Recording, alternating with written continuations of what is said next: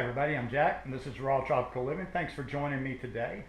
As you can tell, I'm not in my normal environment. Anybody that's watched me for a while might recognize this place. This is my Airbnb rental in San Jose. I came up yesterday and decided to spend the weekend. It was very nice. I came up yesterday and got off the bus, went to my little vegan restaurant, and had a nice, long, leisurely lunch.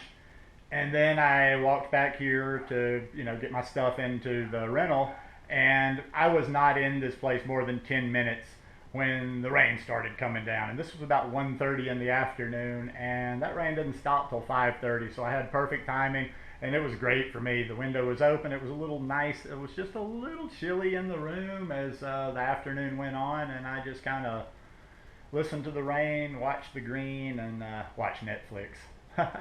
But yesterday on the way up here, I was reading on the bus, and I had to go back and look because I was actually going to do a talk from another reading in here I did, but I had done a talk on that particular reading back in December or January. Even though my thought process, and I still might at some point because I had different thoughts on it and was going in a different direction, but basically what I was reading was Shambhala Sun, and this is a special edition for Thich Nhat Hanh. And I was reading, and this one though is good as well because I find it applicable. He's talking more along the lines of the world and world peace and what have you, but you can put it on any level you want to. This could be applied to our little food world. It's always about when we put labels on people, we tend to not see beyond that label, and most times.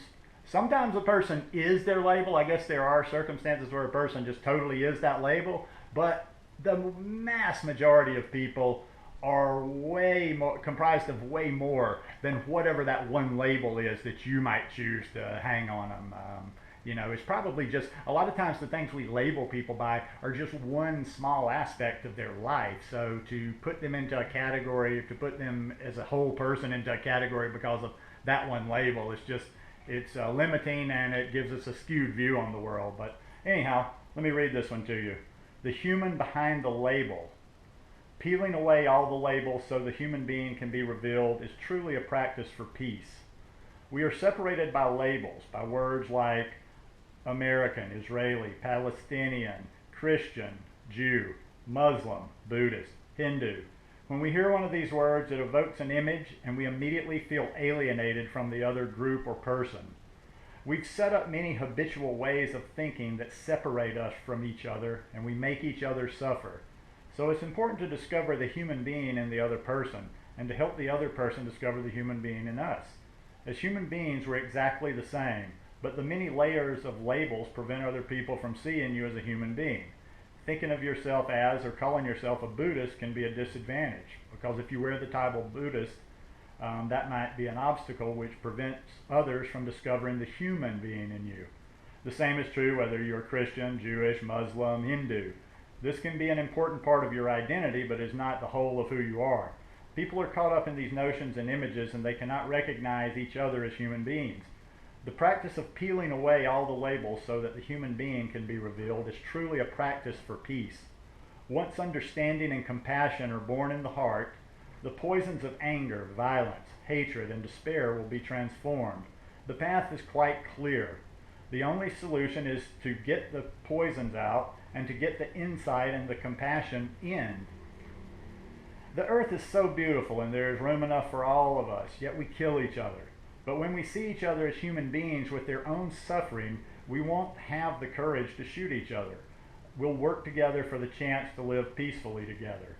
And that's one of his readings. This is just this is a good magazine. I'm going to keep this one as I'm clearing out my house, and kind of trying to figure what I'm keeping, what I'm giving away. I've been giving away some magazines.